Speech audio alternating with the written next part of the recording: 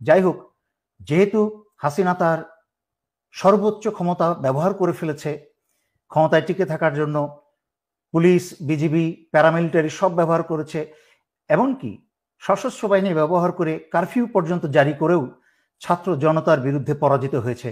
এখন স্বৈরাচারী শেখ হাসিনার হাতে আর কোনো শক্তি বাকি নেই। সেই কারণে স্বৈরাচারী শেখ হাসিনা বাংলাদেশের চিরশত্রু ভারতের ষড়যন্ত্রের কে আহ্বান জানিয়েছে বিডিআর এর মতো আরেকটা হত্যাকাণ্ড ঘটাতে।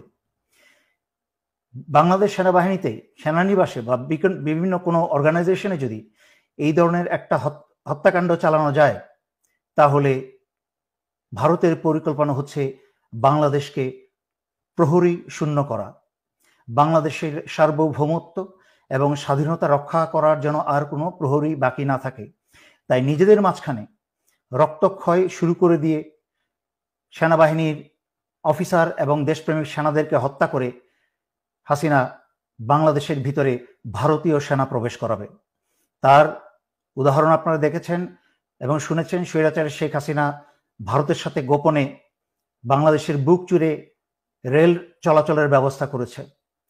যেই ভারতের রেল বিভাগের ভারতীয় সৈন্যের সংখ্যায় প্রায় 70,000 প্রশিক্ষিত সৈন্য, তারা যে কোনো সময় যে কোনো প্রয়োজনে এই উপমহাদেশে যেখানে ভারতের রেল চলে, রেল যোগাযোগ আছে, সেখানে প্রয়োজনে তারা মুহূর্তেই হাজির হয়ে যেতে পারে।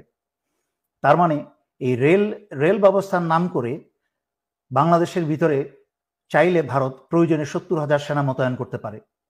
একদিকে বাংলাদেশের প্রহরী সেনা হত্যা করবে, আর একদিকে ভারতীয় সেনা প্রবেশ করে বাংলাদেশ দখল করবে এবং স্বৈরাচারী শেখ হাসিনাকে বাঁচাবে।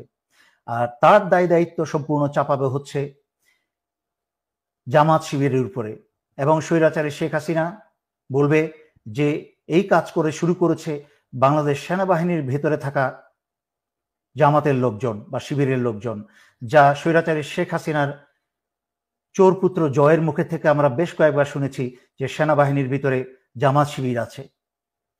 সুতরাং আমি সকল জনগণকে অনুরোধ করছি, আপনারা এই মুহূর্ত থেকে অত্যন্ত সচেতন হয়ে যান।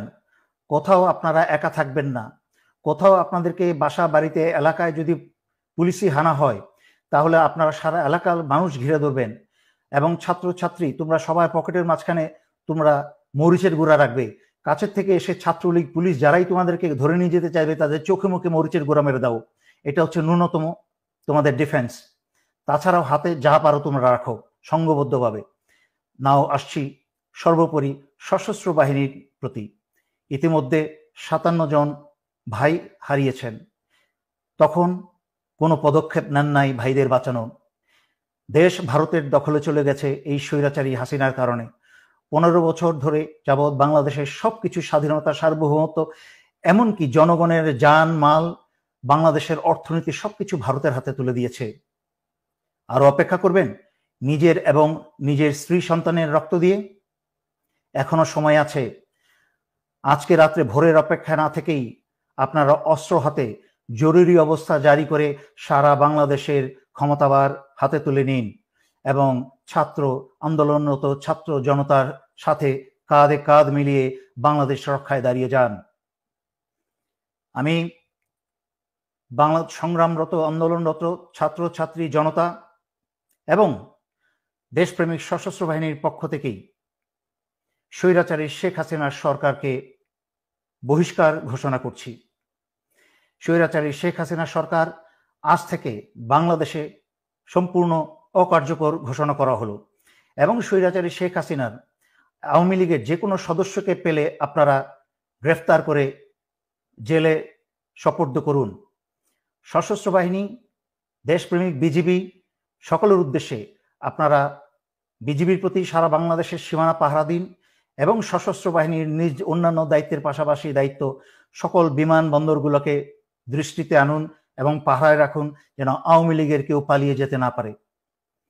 এবং সর্বোপরি এই কথা বলছি, ক্ষমতাভার গ্রহণ করার পরে বাংলাদেশের ভেতরে যেন ভারতের কোনো রয়ের সদস্য যেন এরা না থাকতে পারে, তা যা ব্যবস্থা করার করুন। বাংলাদেশের মাটির ভিতরে, বাংলাদেশের সীমানার মধ্যে যেন যেখানেই রয়ের সদস্য পাবেন এদেরকে আপনারা খতম করে দিন।